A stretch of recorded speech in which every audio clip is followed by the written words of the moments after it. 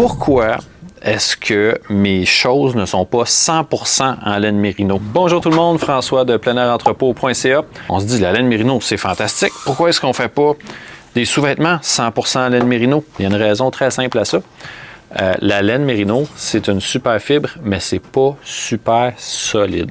Un bas 100% laine mérino, pour qu'il soit assez solide, il faudrait qu'il soit fait avec des gros fils, là, comme nos grands-mères qui tricotaient des gros bas de laine. Il faudrait que ce soit ce genre-là pour être assez résistant.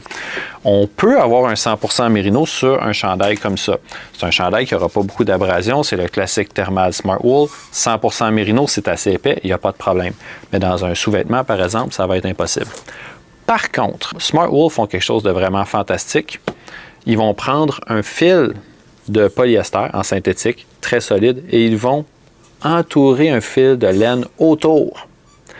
Donc, ce qui touche à la peau, c'est seulement 100% la laine qui est près de la peau, là. Le fil en synthétique, le polyester à l'intérieur, c'est juste pour donner une structure à votre tissu. Puis ça, vous avez seulement ça sur des vêtements de laine de bonne qualité, comme les Smart Wool. Donc, un sous-vêtement comme ça ou comme celui-là qui a 70-80% de laine mérino, ça va être seulement de la laine mérino qui va être près de la peau et seulement de la laine mérino de la meilleure qualité possible, donc la plus douce. C'est la même chose sur les bas Smart Wool.